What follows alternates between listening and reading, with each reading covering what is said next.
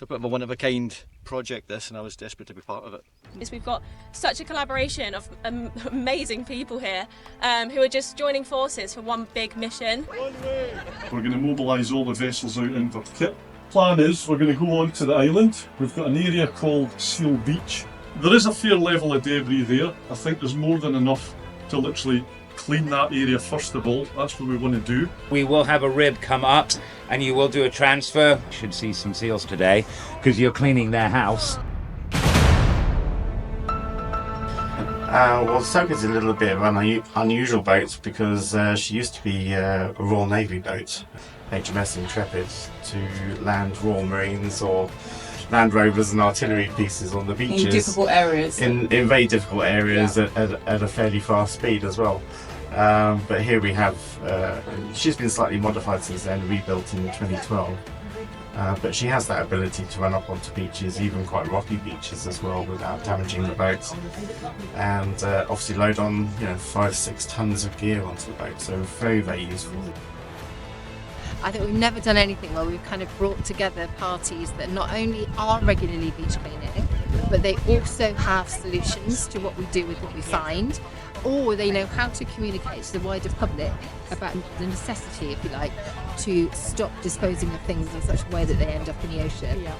And it's a big, big aspiration, but if we work at the level with education, right the way through to those people who can make stuff. Well, first and foremost, the first objective is to clean the island, and then secondly raise awareness of the problem of ocean plastic.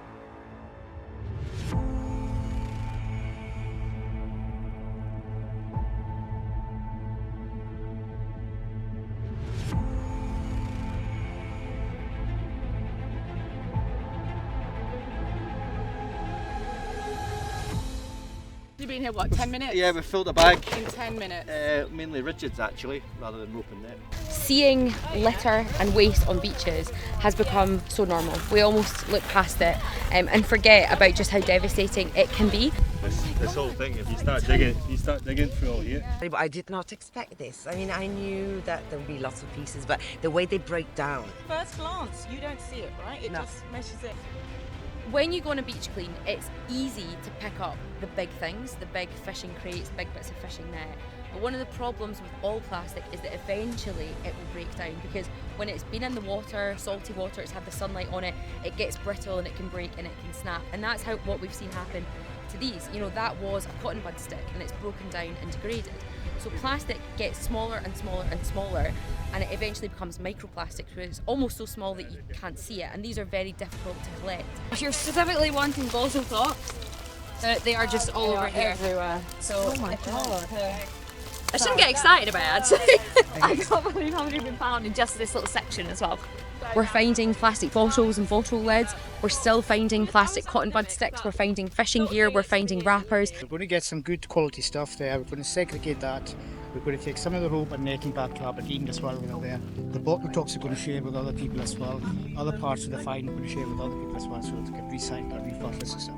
What have you found? What's been the most? Is it Ali's wheelie bin? The I think that's irony I think that's of definitely. finding I think that's a absolutely giant the best. green recycling bin.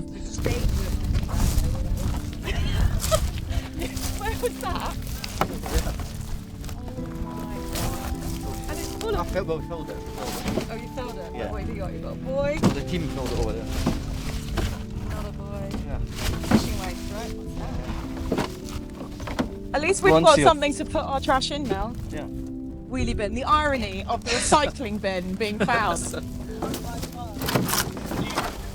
got the little Isaac duck up there in the bread bag nest. Oh god. So the bird is actually nesting in disused bread bags. How sad is that?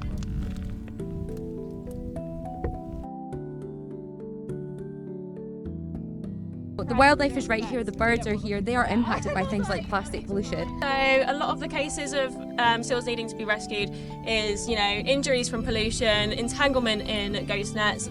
We can see the impact we have on the environment, so we should start to rethink about our actions. And currently only a small percentage of our oceans is protected. and their ecosystem is increasingly under threat due to climate change, exploitation of natural resources, but also pollutions. We can see today how microplastics and are contributing to degrade the ecosystem. Did you expect to see that? You know, when we walked on the beach? Yeah, I expect, because also in Southeast You've seen Asia, it I've seen before. so many things. Lived and worked in Indonesia and Borneo, and every day I just see tides and tides of plastic pollution. And I think so many of us think it's a problem that's in other places, but it's not. It's right here on our doorstep as well. But it's not just in tropical shores, it's even up here in sunny Scotland that we've got all of the plastics. I think this is an excellent networking opportunity to meet people, like-minded people who are trying to do something about it. All over the UK are coming. Absolutely. And it's a good opportunity just to get that mix. Going to be some friends, new friends. People that are not necessarily really directly related, but you know, on the fringes doing really cool stuff with perhaps some of the materials we collect, and it's absolutely fantastic. Trying to get all the different companies and everybody here around each other is for the right purpose as well. Share ideas. It's been really, really good. So. To kind of share our knowledge and they sharing their knowledge with us, and we can all learn together. Yeah. A lot of people here I'd spoken to before, but never actually taken time to come and meet in person, and especially, you know, there's so much experience here from, you know, different parts of the... It's about collaboration. Absolutely, yeah. Different ideas. It's such a massive problem. You sometimes feel you're just kind of scratching the surface on one area, so just to kind of share that load a bit as well. You can feel sometimes like you're a bit on your own with things like this, and it's really awesome to see so many other people wanting to be involved, and hopefully it inspires other people to want to team up and do something similar as well. From the top, it's not coming down to us. We're not getting the funding from the top level, but we can build up a community base. Well, hopefully it inspires everyone to cooperate more and more collaborators and come on board with the project. It's a matter of putting people together, creating a network, letting them know what the means are, how they can do something, how they can get in touch, how they can help. It's a collaborative thing, you know, we're all part of the problem, so we all should be part of the solution when it comes to clearing our beaches. When you get so many distinguished people in this field and you get them all here together, you hear the stories, you hear the challenges, but I think, you know, you can kind of see a bit of a future. And I don't think that nowadays you can afford not to be an activist. People just want to be together, they want to be involved in something, and I think this is sort of gets you here. Yeah, but you can't wait for government to make change. You can't wait you have to do it yourself. We just don't have that integral network yet, and to come to them something like this and be able to speak to people in person, to be able to actually collaborate and actively give people the materials that they're going to be able to reuse, that's part of what's so valuable. I could see everyone fighting over them. It's a great colour. They're popular, and this is the type of plastic that goes super well, doesn't it, in the recycling process. So you guys all know that. Yeah. And are you taking anything home for yourself? Other than suntan? I'm taking home a lot of lessons. Yeah. And it's been an education. That's what happens to general waste bin bags after about 10 years, and they melt down and turn into these in the sun, or it can be where someone's illegally burnt some bin bags and then melted down into this. So these nurdles, millions of them, get put together to make plastic bottles and other plastic items. You almost can't see them, they're so small. But there are hundreds of thousands across beaches here in Scotland and the UK. I mean, I couldn't believe every time we swept back a little bit of vegetation, there was another layer of them. They just kept popping up. A slight good news story though with these is that plastic cotton buds were banned in 2019. So if you look back at beach cleaning data, we are seeing a sharp decline of the number of these that we find. Brilliant. Obviously it's very frustrating that we still find them and find fragments of them, but actually we are seeing less and less of these because people aren't using them because they've been banned. So we're trying to show that our litter complement tends to be different, and hence it needs different actions to try and reduce that litter resource. You know, to get out of the ecosystem is the first step. But to, you know, the global production numbers of plastic, as much as we're trying to recycle more and reuse more and reduce, it's still going on. This isn't the answer to the plastic problem, it's just raising awareness. It's doing some good, but the real difference is really stopping the plastic being used or produced in the first place. Yeah. Getting it collected up, getting it off the beaches, and then getting it to the islands, and then going to there's no easy solution at the moment, is there? But hopefully by us all getting together on a more regular basis, we're going to come up with some good ideas. Yeah, we've made a few interesting connections. We all have connections today from beyond our own connection here physically. We all know other companies, other campaigners, everything. And it's our job now to take that away, to shout about it, and then amass again in the future.